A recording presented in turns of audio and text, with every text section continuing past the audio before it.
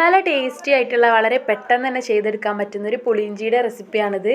ഇതിനായിട്ട് 3 ശർക്കര എടുത്തിട്ടുണ്ട്, ആവശ്യത്തിന് ഉപ്പ്, ആവശ്യത്തിന് മുളക് പൊടി, 1/4 സ്പൂണാണ് മുളക് പൊടി എടുത്തിട്ടുള്ളത്, ഒരു കഷ്ണം ഇഞ്ചി എടുത്തിട്ടുണ്ട്, പിന്നെ കടുക് വേണം, അതുപോലെ തന്നെ കറിവേപ്പില, 2 വലിയ നാരങ്ങ വലിപ്പത്തിലുള്ള പുളി എടുത്തിട്ടുണ്ട്.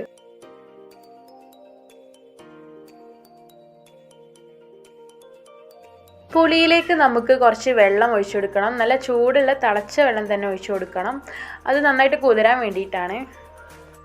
പുളി നന്നായി കുതിർന്നതിന് ശേഷം കൈകൊണ്ട് ഞെരടി ഒരു ഭാഗത്ത് വെക്കാം. ഇനി ശർക്കര വളരെ കുറച്ച് വെള്ളത്തിൽ തന്നെ ഉരുക്കിയെടുക്കാം. നമ്മളിതിലേക്ക് ഉപയോഗിക്കുന്ന വെള്ളത്തിൻ്റെ അളവ് വളരെ കുറച്ച് തന്നെ എടുക്കാൻ ശ്രദ്ധിക്കണം, അല്ലാഞ്ഞാൽ അത് കുറുക്കിയെടുക്കുമ്പോൾ ഒരുപാട് ടൈം പിടിക്കും. ഇനി നമുക്കൊരു ചട്ടി അടുപ്പത്തേക്ക് വെച്ച് കൊടുക്കാം. ഞാനിവിടെ ഇരുമ്പിൻ്റെ ചട്ടിയാണ് എടുത്തിട്ടുള്ളത്. നമ്മൾ പുളിയിഞ്ചി ഉണ്ടാക്കുമ്പോൾ കഴിയുന്നത് ഇരുമ്പിൻ്റെ പാത്രങ്ങൾ യൂസ് ചെയ്യാത്തതാണ് നല്ലത്. ഇഞ്ചി നന്നായി ചതച്ചിട്ട് ആ പാത്രത്തിലേക്ക് ഇട്ടൊന്ന് ചൂടാക്കി കൊടുക്കാം. ഇഞ്ചിയിലുള്ള വെള്ളമെല്ലാം ചെറിയ രീതിയിൽ വറ്റിയിട്ടുണ്ട്. ഇനി ഇതിലേക്ക് 2 സ്പൂൺ വെളിച്ചെണ്ണ ഒഴിച്ചു കൊടുക്കാം.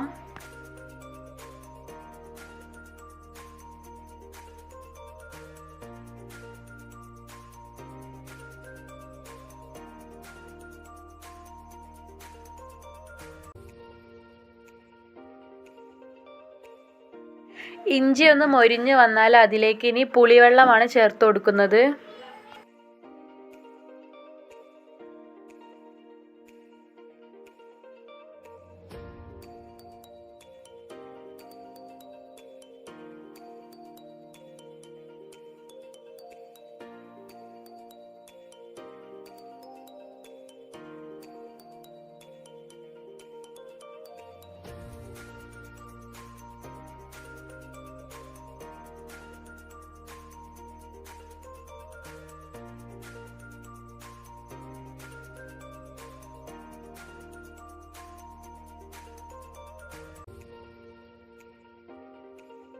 പുളിവെള്ളം നന്നായി തിളച്ചു വന്നാൽ ഒരു 1/4 സ്പൂൺ മുളക് പൊടി ചേർത്ത് കൊടുക്കാം.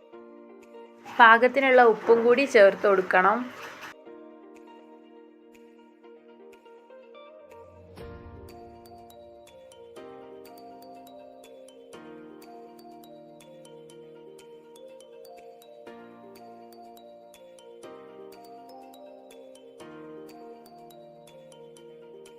പുളിവെള്ളം ചെറുതായി ഒന്ന് കുറുകി വന്നിട്ടുണ്ട്. ഇനി നമ്മൾ ശർക്കരപ്പാനിയാണ് ഒഴിച്ചു കൊടുക്കുന്നത്.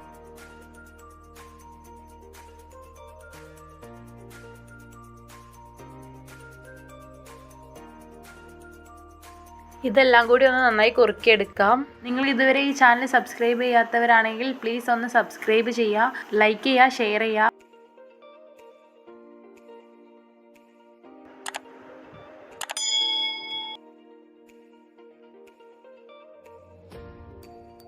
ഇനി ഇതിലേക്ക് കടുക് പൊട്ടിച്ച് ഒഴിച്ചു കൊടുക്കണം.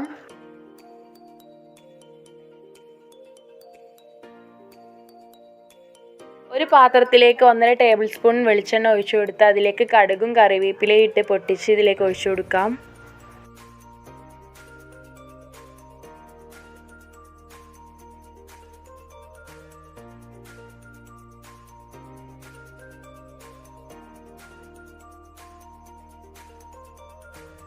ഇരുമ്പിൻ്റെ ചട്ടിയിലാണ് പുളിയിഞ്ചി ഉണ്ടാക്കുന്നതെങ്കിൽ ഉണ്ടാക്കി കഴിഞ്ഞതിന് ശേഷം വേറൊരു പാത്രത്തിലേക്ക് പെട്ടെന്ന് തന്നെ മാറ്റി കൊടുക്കണം, അല്ലാഞ്ഞാൽ ടേസ്റ്റിന് വ്യത്യാസം വരും.